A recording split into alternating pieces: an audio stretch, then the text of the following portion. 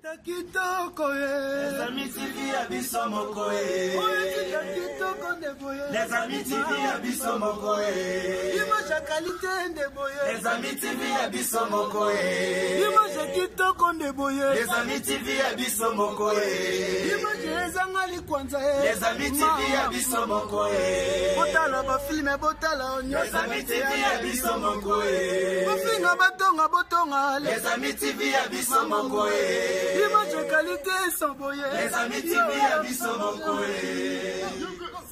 Le banda boni. Yo fina les amis c'est ça kitoko. Les ana image à qualité. Image ezangali kwanza. Le banda boni. Yo fina les amis c'est ça kitoko. Ezana image à qualité, image ezangali kwanza. Les amis TV abisso mokoe.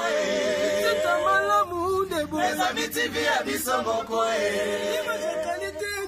Les amis TV abisso mokoe. Les amis TV abisso mokoe. Les amis TV abisso mokoe. Babi papi mokoto. Président Eli de Matongé. Master Nangai, Master Célestine, yo yebina lela au fort mon ami. Maman na site, monde entier. Mama sika yango yo. Les amis TV, papi mokoto. So le motel à théâtre. Artiste, musicien, politique, sport. Les amis TV, ça polémique. Papi mokoto travailler. Président Eli, il y a pas d'amatonné. Sauf à l'amatonné, tu es bien que sauf à l'amatonné. C'est roya roya. C'est bon, nous avons moins l'amatonné solo. Oui, papi mon pote. Biso tout. Total à rien. De besoin. Olobani. Papi mon pote, les amis TV. Nana olobami ngite image qualité kitoko. Nabise makambo zawana. Yende makambo. Oyo sita kitoko ndeboye. Les amis TV abisso mokoe. Sita image ndeboye. Les amis TV abisso mokoe. Image qualité sans boye. Les amis TV abisso mokoe. Balobi fait la biso. Louyimbulik. Bon, Louyimbulik. Total Ramingi na balanda ku les amis TV quoi. Et toi Samuel, les cas kuno pèse les amis TV. Bon. Les amis TV abisso mokoe. Wa babi si tezaka moko les amis TV quoi. Babi biso tout papi loi ou babi to zalana to s'abonner babi ne sape pas. Biso tout dozana na si tezama moko. Est-ce que ba siti na bango to sepela kanango? Ninango. Babi si tezama moko. Si tezama moko kaka. Si tezama. Ba siti na bango to sepela kanango? Ninango. Biso to bonaka siti moko mes amis TV. Venanga yo abora pour. Ya Naloba. Sakola Panza. Est-ce que la carte monde en Afrique aussi tu ne sais pas les amis TV. Ba finga batonga bakanga pamba. Si tu ne sais pas nango les amis TV. Oyo sita kitoko ndeboye. Les amis TV abisso mokoe. Image qualité sans boye. Les amis TV abisso mokoe. Bafinga batonga biso c'est les amis TV abisso mokoe. Mbote bonjour na balandi na biso ya les amis TV vraiment est-ce qu'ils ont bino na iboza ya kosepela les rendez-vous ezwa mibiso wapi awa tozana rivière de la Gombe est-ce que wapi toye kozwa candidat député national ya Lukunga papa Christian papi Ngelebeya o ya posé candidature na na national papi Christian Ngelebeya mbote papa mbote mama bonne santé maman ok car crise ya organisation d'élection il y a organisation d'élection, mais ça va. Ok, Papi Ngelebeya, tout le monde a posé candidature na député national. Ozo bangate, ozo lengate, et puis na Lukunga, tout ça na ba grand bazawana ou ba posé ba candidature na bango. Loko la ba Wivin Moleka, ba Martin Fayulu bazawana, izo bangi saote. Respect, na ba grand wana. Mais comme tout Congolais, j'ai aussi ma pierre que je vais porter à l'édifice pour la construction en Boranabiso, surtout sur le plan il y a hygiène et assainissement. Voilà, merci Papi Christian Ngelebeya. Papi Christian Ngelebeya, nini etindaki yo lelo opposé candidature parce que na ba député balekaki ozalaki te tomoni oye moto asika nini vraiment etindi yo na makambo oyo. En tout cas soki lelo na ye na makambo oyo c'est parce que natali niveau ya mboka na biso. Natali degré ya dépravation ya jeunesse na biso. Balobaka avenir ya lobby ils allaient jeunesse ya lelo. Mais surtout talika à France wana de quelle jeunesse il s'agit na Congo. Ceux qui bana ba se retrouver na Kudinate, bana ba retrouver na Oudjan. Mais c'est une conséquence. Bana wana baza responsable ou bazo vivre eloté. Ou bana baza vivre. Ils allaient conséquence ya gestion ya mboka na biso. Alors on a talaki na bino. On a lingi Congo a lobé sa malam. Il faut tout investir dans cette jeunesse-là. Tout à autre salle. Pour que tout réinsérer, tout rééduquer, pour que cette jeunesse-là est comme utile dans notre société. C'est une force cette jeunesse-là. Mboka ce genre bon, je bon pour na bateau. Vous tout ça na bateau. Peut ébélé. Mais bateau bazan na balabala. Bateau bazan ça est côté. Et nous en tant que responsables, en tant que parents, on ne peut pas réfléchir pour voir qu'est-ce qu'on peut faire pour récupérer cette jeunesse-là qui est aujourd'hui dans la rue. C'est ça la grande question. Et on a dit non, non, non. Il y a des ministères qui existent. Il y a des services de l'État qui existent. Tout beau, il fonctionne dans Bango. Mais le résultat dans Bango, dans d'autres temps, on a où ils sont dans ce moment. Est-ce que vraiment, mais ça, c'est ça, madame Boko. Narota la oyo yo oyo. Oza ko imposer bato liwate. Est-ce que oza ko lukaka kufa ya bato te? Moto nini akoki ko vivre na kati ya condition oyo. C'est impossible. Kozala inactif na kati ya bosoto oyo. Na ebite soki na robenga onani. Mais nga na kokite na bino. Naya en tant que citoyen congolais, natala à mon niveau. Ni na ko sala. Parce que na kati ya mbino oyo, na mona ta ngonga ta veste te. L'air n'est pas au costume à la RDC. L'air n'est pas au costume à la RDC.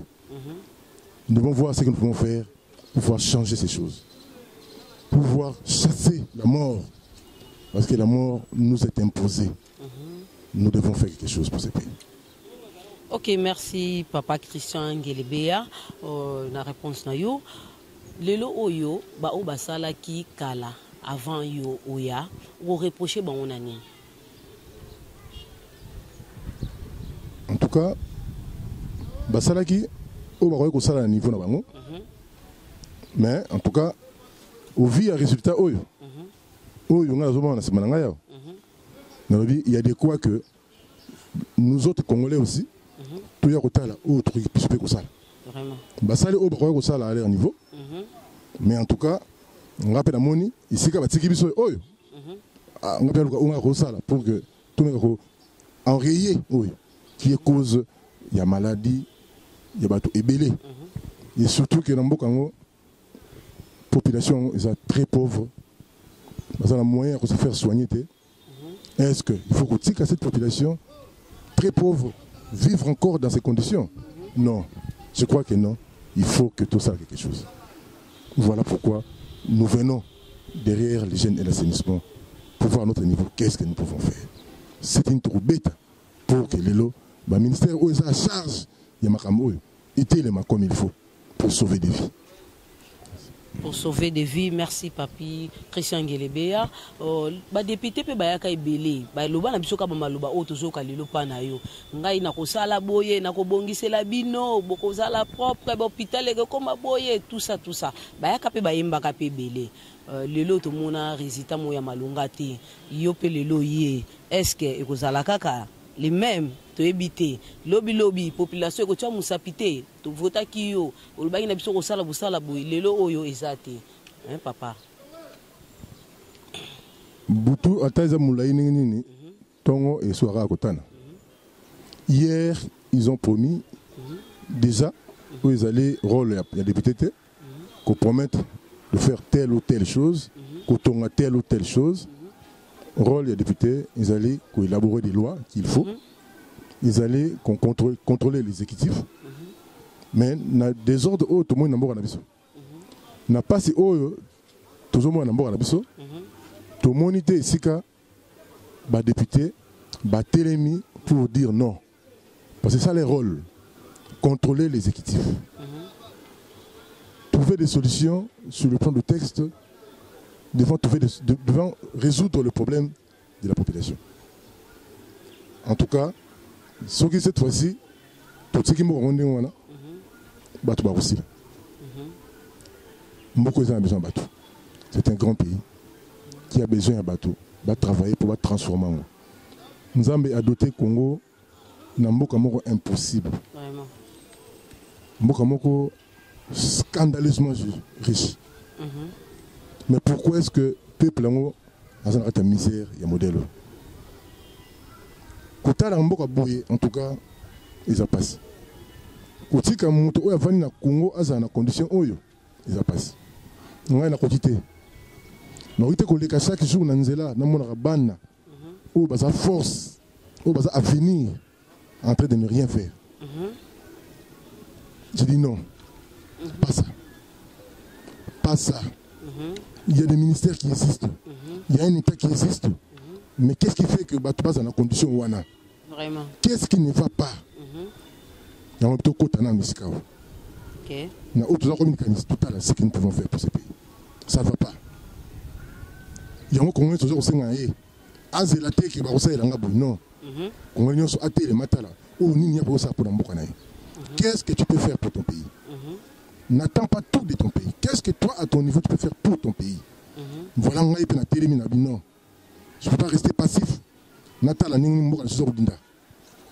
Natala ngapi neteni o ngana zui ya hygiène na assainissement. Natala, qu'est-ce que moi je peux apporter afin que ma vie soit la sauver?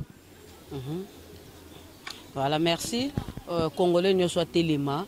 Abunda asala na kwena ye parce que pour nyoso ikende malamu Christian Ngelebeya ni no memeli bana lukunga ya sika parce que yo ozaki na ban o vota ki pe debi que pour vota ki ba député national na provincial tout bazaki wana basaki musala yo vandaki na ban nini ya sika o memeli bana ya lukunga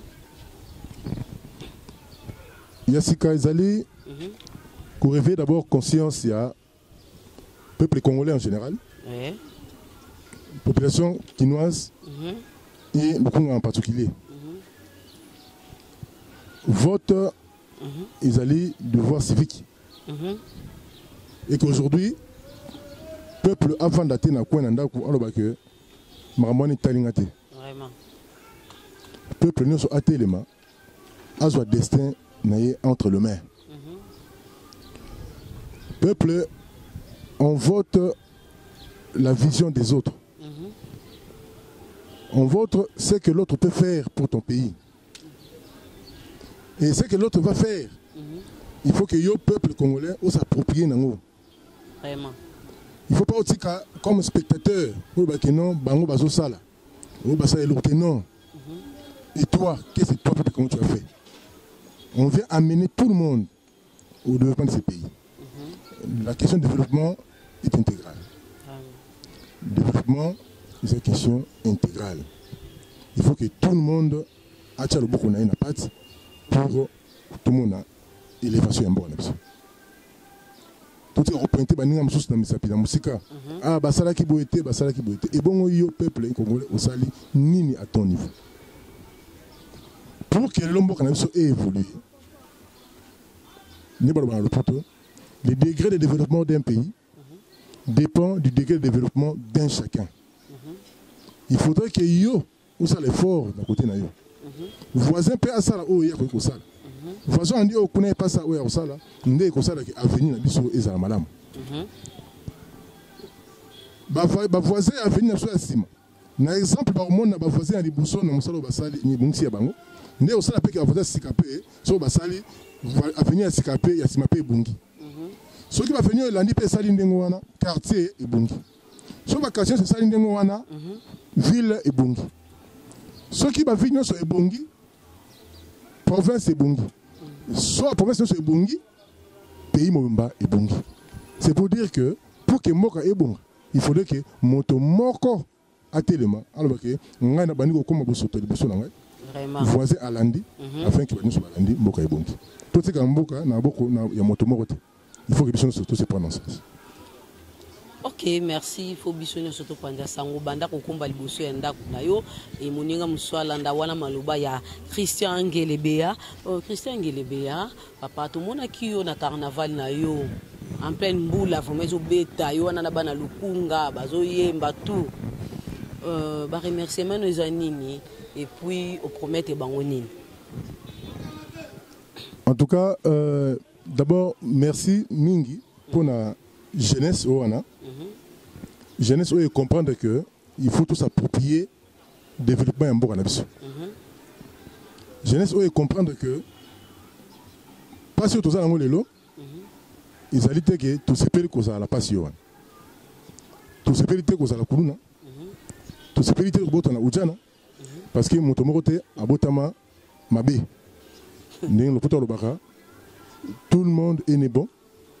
C'est la renture qui le rend mauvais. Est-ce que tout ça, moi, je suis à l'issette dans le boko. Toi, moi, je suis à marteau dans le boko. Moi, je suis à malam. Mais, gestion, il y a ban à biso. Gestion, il y a bot, il y a ban au wana. Il y a sali qui ban au wana, bar retrouvé dans balabala. Tu réfléchis à l'eau comme moi. Moi, je suis à balabala, na approché ban à biso et belé. Ah, ban à biso, na balabala nini. Souci ça que yaya nzala. Yaya nzala musala izate. Na lukina fuyena comprendre exactement. Na moni que réellement ils appellent na bana bazana passi bazana nzala. Et passi au bazana nzala bazana ngo. Ils savent que ba parents ba balingi bazana passi de ba. Te balingi bazana passi yo ngate. Bana balingi ba parents balingi bana bango bazana malamu. Mais avec quel traitement? Les parents ont traité ndenge nini. Le salaire moyen, ils ont 80 000 francs. 70 000 francs. Mais les cadeaux qu'un parent peut donner à son enfant, c'est la scolarisation. Mes parents qui gagnent peu à scolariser moi ndenge nini. Ce qui est le lot minerval économique $450. Ou bien la contribution des parents. $450, $500. Pour un parent qui gagne à peine 80 000 francs. Avec un enfant, il faut faire une année. Il y a économie. Pour que ça $500. Pour foutre la moi, moko école. Est-ce que vous avez moko? Ata peu aux moko. Est-ce que sous $500 au Kangsaki na année mobimbana, ils ont pour au foot les classes. Boliate. Boliate. Bon se déplacer te. Bon foot anda côté. Imaginez. Soins médicaux. Imaginez. Soins médicaux. Imaginez Vinini congolais azanang. Na stade wana parents akwako prendre réellement charge na pas moi nate. Moi, j'ai 18 ans, 17 ans, 15 ans. Je suis nakoli, na malibanda, na luka. Je suis à COP. COP, je suis na banda. L'État est structure, mon côté. Déjà mal instruit. Déjà pas éduqué. Déjà pas instruit par les parents parce qu'ils manquent de moyens. De former leurs enfants dans de bonnes écoles. Moi, je suis na malibanda. Nanzala out nanda kwa bina malibanda tanso okuta moi amir banda telemi abeti misu ata structure mo be salamate pour accueillir moto azana solution te ezapete otani 2 3 4 personnes nanzala nga bango babime to sa nini lo sa lesate nangonga wana oya fani nanzala na e wana to tanga biso no sur classe to tanga caisse texte moko ya la fin na texte wana nakanga loko moko baloba la faim annihile l'homme. Un homme affamé peut risquer à n'importe quel prix pour satisfaire son instinct de nutrition. Il dit que moto azananzal a rosala ata nini pour qu'il y ait une solution, il y a des bons moyens. Bafani mi tano na lieu la banane na lieu à retranchement. Donc moi na o va nda ko moyen zate abimi na balabala solution pe zate akela mo couloir mo na balabala telemi. Azo réfléchir à rouler nini, à rosa nini, solution zate na ndako pour parents pe kuna baza maltraité. Vraiment.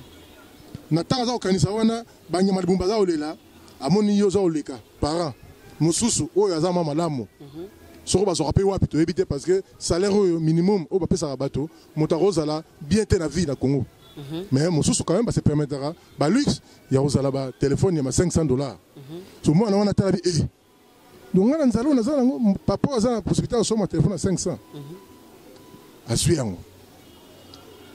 Téléphone à $500 ata moi na asui yango bakimi nango ba oteka yango $10 $20. Pour ça nini ba lukilo abolia. Ces enfants ne sont pas des voleurs comme nous les traitons. Ces enfants sont réellement nos enfants.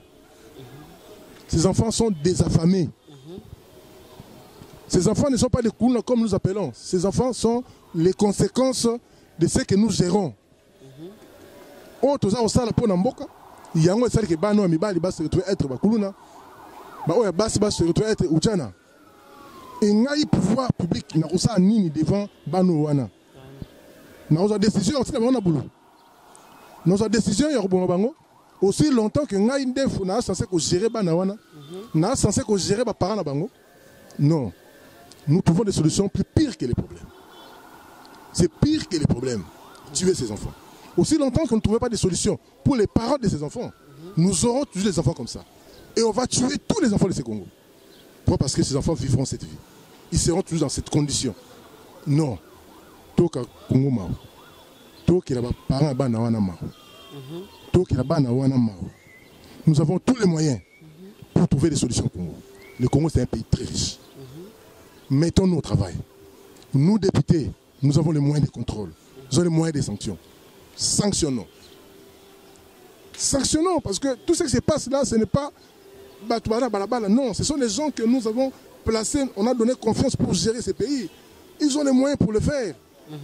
Pourquoi les moyens pour gérer la Mboka? Aujourd'hui, Bozui Yango, pour la Bandako, sont bandés conscience à Batou. Prenez cet argent-là. Bon destiné à Moussa Nango et Sengi. Oh, il y a enseignement et qu'il y a enseignement. Oh, il y a je ne sais pas, dans l'État, dans l'environnement, pour affecter l'environnement. On peut être qu'aujourd'hui, pour venir acheter la conscience des gens, pour acheter les polos aux gens, pour jouer sur leur mentalité. Nous savons que Bazar Anzal, mais on ne viendra pas chier sur la mémoire des autres, chier sur la personne des autres. 1000 francs, 2000 francs ne vont pas résoudre les problèmes d'un enfant. Ne vont pas résoudre les problèmes des 5 ans, 10 ans. Non. Non.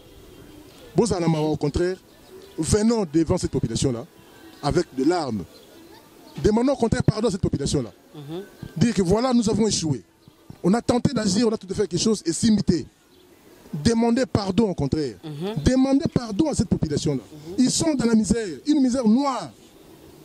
Les gens meurent. Entrez dans les faits fonds de notre quartier. Regardez la vie. Ici, nous sommes pratiquement à Gombe. Regarde ce qu'est Gombe. Ça, c'est Gombe. Si à Gombe, c'est ainsi. C'est comment à Kinshasa? C'est comment au fond de Ngaliema là-bas? C'est comment? Soyons gentils, soyons sérieux. Soyons gentils, aimons ces pays. Aimons ces pays. En tout cas, c'est avec de larmes que je parle. Ok, merci Christian Ngelebea. Tout le monde qui est vers la fin de l'émission, vraiment. Tout le 13 décembre, tout le monde qui est en entrepôt, il y a Seni Escape Bomba machine, 8000 machines et Zikaki. Kalate a tout ça, le 23 décembre, élection Ekozala ou pas. On peut savoir une analyse.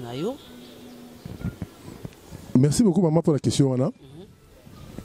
Mais dans RDC, tout ça, un organe moko, technique qui est chargé de la question de l'élection. Cet organe-là, c'est la CENI. En tout cas, organe wana, jusqu'alors, nous avons échangé date de l'élection. Nous avons toujours information wana que Babylou Riziki et tout, mais jusqu'alors, la CENI a lobby, le 23 décembre, nous irons aux élections. Donc nous ne désarmons pas. toujours se préparer jusqu'au 23 décembre pour voir ce que la CENI nous a réservé. Ok, merci. Le 23 décembre, Seni a confirmé toujours élection Ekozala. En tout cas, Bishop Ekozala Kakawana. Papa Christian Ngelebea, s'il faut résumer, na makanisi na yo phrase, phrase moko. En tout cas, pour permettre, avant qu'il y ait comme la phrase wana suka, mot wana ya munene, qui est ma thématique, qui est les jeunes et l'environnement. Nous banda par conseil dans le peuple congolais, en tout cas peuple congolais, tout s'est réveillé.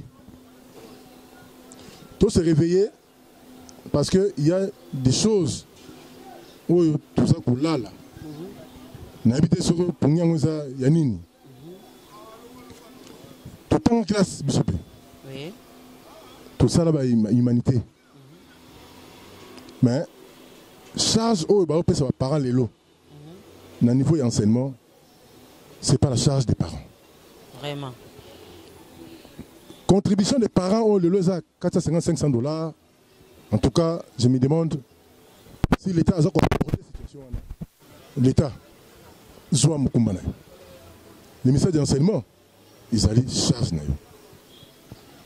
Si les parents ont pauvre, n'entrez pas là-dedans, n'entrez pas dans cette école. N'entrez pas histoire moko. On a des acteurs.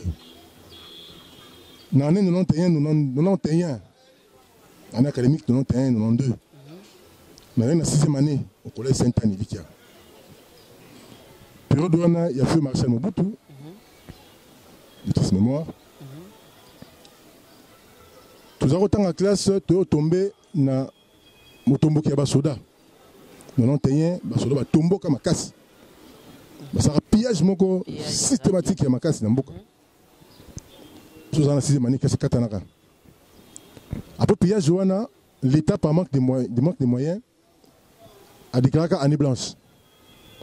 Mais l'Église catholique, il moins 2 mois, ah bah non.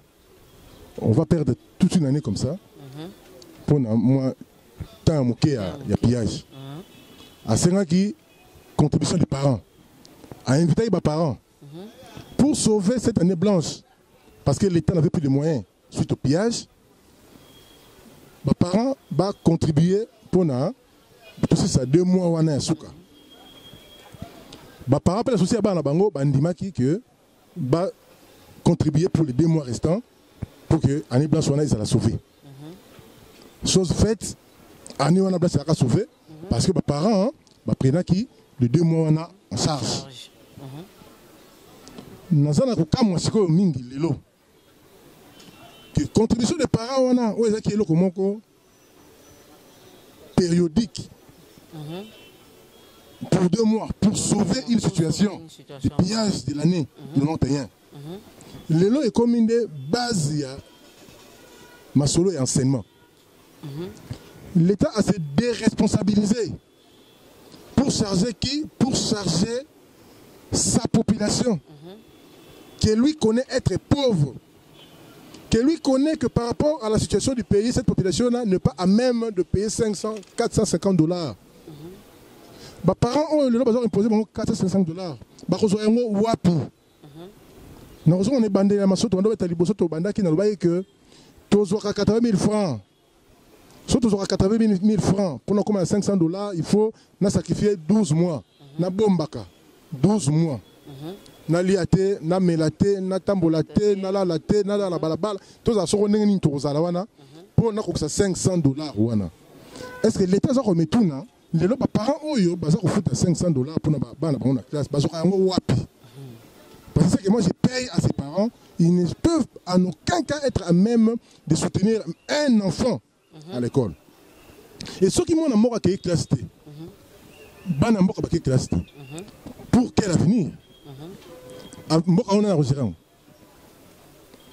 Les parents avec les soucis de gérer leurs enfants, avec les soucis de scolariser leurs enfants, avec les soucis d'améliorer la vie de leurs enfants pour un Congo meilleur demain. Bazan a moyen. Citoyens congolais, tellement. Zongi cela, l'État congolais charge d'un enseignement. L'État, Luka nini yokosala pour que ofuta enseignement na yo. Luka nini yokosala ofuta enseignant au tchamba condition ya malamu. Pour que va charger ba parenté. Ba parents wana yom to tetara bango. Yom to futa bango boni. Pourquoi tu as la conflit na ba professeur à l'école? Tu as conflit entre ba parents na ba école. Pourquoi? Parce que tu as le pour te faire fonctionner associé à Banabiso. Et toi l'État tu es où? L'enseignement, c'est le rôle traditionnel de l'État. L'État prend tes responsabilités. Tu vas décharger les parents. Tu vas soulager les parents. Mais 500 000 $, mais enseignement aux Amusana, Kumba Yango. Kumba Yango. Environnement aux charges, Sala Yango. Pourquoi qu'on impose la population saleté? Pour polluer l'air, il y a un pour que les gens soient étouffés. Déjà, tout ça, c'est ça. Tout polluer sous l'air. Tout le solution. Grand pouvoir implique grande responsabilité là. On n'est pas au pouvoir pour le pouvoir. On est au pouvoir pour trouver des solutions aux problèmes de ce pays. Les peuples souffrent, ils sont dans la misère, ils sont dans la saleté. C'est pourquoi moi j'ai dit,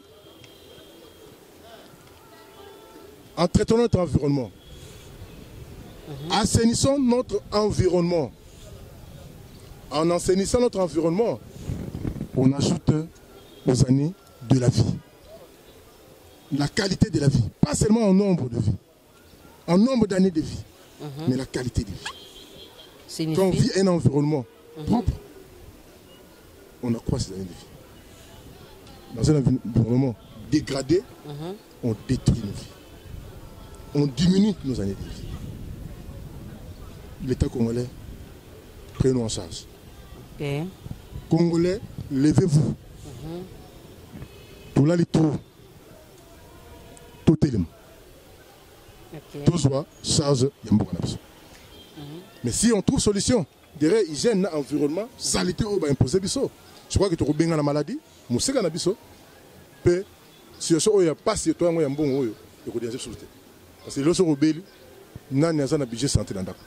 Il y a un lit par exemple. Oh, il y a un bon pour la consultation médicale. Oh, il y a un examen médical. Oh, il y a ordonnance. Non. Budget santé, il y a zéro. On ne pense même pas à épargner. Pourquoi? Parce que déjà, oh, il y a aussi la loi. Il y a épargné des routes. Par rapport à ça, lèvons-nous, assainissons notre environnement pour prévenir notre santé.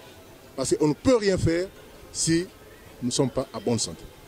Commençons par prévenir notre santé pour accroître nos années de vie, pour espérer au développement, pour espérer à vivre de bonnes choses. Ok, Papi Ngelebea, on peut sa numéro na yo ya candidature, au bar voter parce que les amis TV tout à la mara monde entier, Kinshasa partout, tout à la mara numéro na yo ya candidature, ils combien? Ouais, je suis le candidat député national Christian Ngelebea, Papi. Numéro 250. Ce qui, tout ça la bandeko. Oyo, ma canicite, oh, tout ça nango. Et touché bango. Et qui va accompagner biso. Na oyo tout ça là. Tout briguer na députation nationale. En tout cas, Bobo Sanate, numéro 250, na députation nationale. Na Lukunga. Votre serviteur, tout ça wana. Parce que tu as vu que mon députation, ils ont fait titer. Ils ont combattu en boucle. Vraiment. Il y a un autre à la bande de sont que Moussala, oh, il y a une nation. Oh, nous sommes pouvoir. Ils ont l'une responsabilité. On comprend très mal. N'importe quel abisso. Bah, tu passes à la fête, sera du pouvoir. Bah, ça la fête, n'a sorti à pouvoir. Joyo bimi na pouvoir. Au moins que, on a un comme les canis. N'a réussi à ngo. On est nature. Poudre dans moto. Car on débat dans la caisse par ça là. Jour bazooka diplôme on débat à poudre. Mais ils ont surpris. Et pas papa na biso. Jour ba nommé yende à poudre. Bon. Au poudre pour combien? Toi faut poudre d'un temps au 6. Ce qui répondre n'a pas question à la population. C'est à ce moment où tu poudre. Hein? Bon bon poudre na bino na sorti il y a mandat na yondo parolant. OK, merci mot de la fin Papi Christian Ngelebea. Mot de la fin. Mot de la fin, en tout cas, merci d'abord à l'équipe à médias. On a possibilité de s'exprimer. nameko lobamo moke onga azaki nango devant la population ya Congo pe ya Mokimumba. En tout cas, grand mot de la fin, c'est que l'heure n'est pas au costume à la RDC. L'heure n'est pas au costume à la RDC. Le Congo est sale, le Congo est dans la pauvreté. Nous devons nous mettre en tenue de travail tel que nous sommes avec le matériel pour voir qu'est-ce que nous pouvons faire. Qu'est-ce que nous pouvons faire pour pouvoir trouver des solutions aux problèmes de ces pays. L'heure n'est pas au costume, c'est ça les grands termes.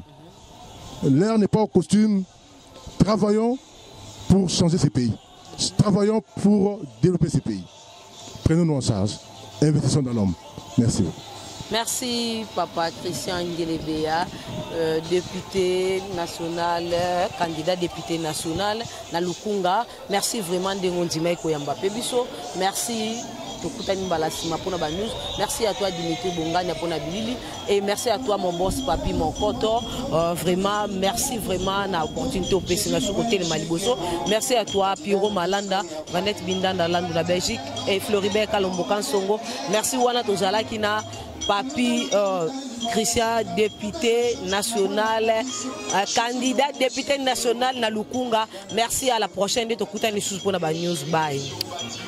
Makambo ya boto mona kangoka na meeting ya president. Makambo ya boto mona kangoka na meeting ya ministre. Makambo ya boto mona kangoka na meeting ya député. Mais boto est-ce que yekomelinga? Wapi na les amis? Deux micros à la fois. Ni par ailleurs kaka awa na les amis TV. Batu nyosho oyo bolinga kama solo ya kitoko. Batu nyosho bolinga ka boyeba makambo ile kaka na kati ya mboka. Batu nyosho oyo bolinga ka boyoka ba comédie ya solo, ba divertissement ya solo. Batu nyosho oyo koseka sila bino. Batu nyosho ba mbuma ya koseka et comment kolo. Balobi ni par ailleurs kaka aona les amis TV. Les amis TV nde makambo. Les amis TV nde makambo. Boluka nga kunate. Boluka nga pe mupanjo yote. Boluka nga pe likolo te. Ni kutu na se. Parce que na famille na kati ya les amis TV. Balobi bino nyoso bo s'abonner. Ko s'abonner ça ngo ya ofele. Soko beti kaka les amis TV.